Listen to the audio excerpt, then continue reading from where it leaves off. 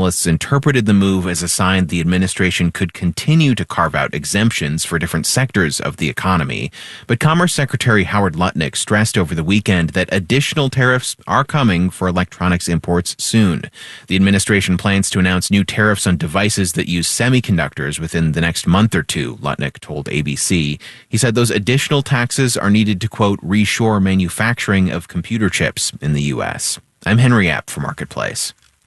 Indeed, S&P futures are up 1.6%, NASDAQ futures up 2%. As a guide to what you pay to borrow, the 10-year interest rate is down 4.43%. This is the time of year it falls to me to be that guy who nudges you that tomorrow's the tax filing deadline, depending on the complexity of your taxes. One option might be the IRS Direct File program. Now, if you do qualify, you can file your taxes electronically for free. Third parties can also do that, but it's often not free. The Direct File program is in its second year, and it's now open to people in 25 states. Here's Marketplace's Stephanie Hughes. Direct File is for taxpayers with relatively simple federal returns. You can't use the program if you, for example, get income from the gig economy, or you itemize your deductions.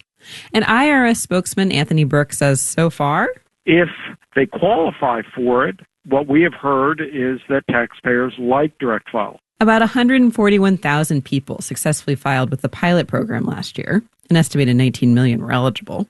We're still waiting on the count for this season, but it's still unclear to me what the future of the program will be. Joe Hughes is with the Institute on Taxation and Economic Policy. He points out some Republican lawmakers have pushed to end Direct File, saying it's not a good use of resources.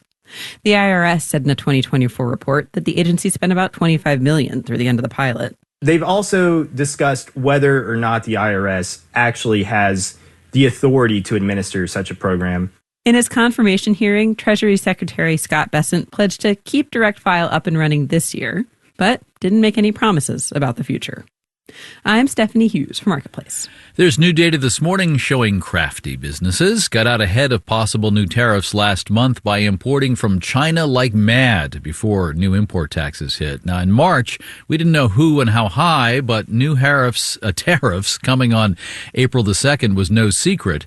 The numbers today show China exports shot up 12.4% in March compared to a year earlier. That will now change amid the tariff walls on both sides.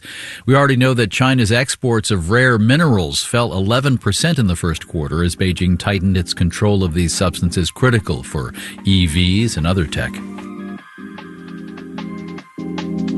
Marketplace Morning Report is supported by Bitwarden Password Manager, designed to protect users who need access to secure logins for personal or work accounts from any device anywhere. Bitwarden.com. And by Schwab. Schwab offers investors choices like full-service wealth management, self-directed investing options, and trading on Thinkorswim. More at Schwab.com. Some Democrats on Capitol Hill have called for an investigation into whether President Trump or other members of the administration engaged in insider trading in the hours before the president's big turnaround on most tariffs last Wednesday. The morning of the big turn, the president, apparently referring to stocks, wrote on his Truth Social platform, "This is a great time to buy." Now, we reported that in real time, but I hadn't noticed a detail. The post was signed DJT, the president's initials, of course. But also it's now been pointed out the ticker symbol for Trump Media stock. A White House spokesperson said, quote, "It is the responsibility of the President of the United States to reassure the markets and Americans about their economic security in the face of nonstop media fear-mongering," unquote. But is there an issue of cheerleading the President's own company based on non-public information? And did others make trades who might have known the tariff turn was imminent? Senator Adam Schiff, a Democrat from California, is among those asking questions. I asked him if this really is all that strange. Well, it would be strange for any other presidency. It's even a bit strange for this presidency. So there are both issues of potential market manipulation as you're trying to push people to buy stock, including his own. But probably the more serious concern is this spike in call volume right before he made the announcement of this massive reversal in tariff policy. What accounts for that? It certainly appears on the surface that someone knew, maybe a lot of somebody's knew.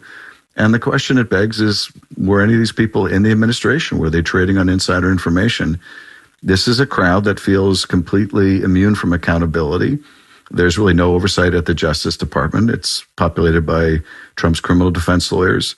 So in that kind of a lawless environment, you have to be deeply concerned about this kind of corruption, and we're demanding answers. Okay, but I mean, you're not going to bust any president for insider trading for making a public statement. It sounds like you're even more interested in how come some people were trading securities in advance of the announcement in a way that seemed to anticipate it. Yes, but in a normal world, if you had a president that was trying to manipulate the market to benefit his own company, that is something that would be prosecuted. But of course, we're not in that world anymore, thanks to Chief Justice Roberts.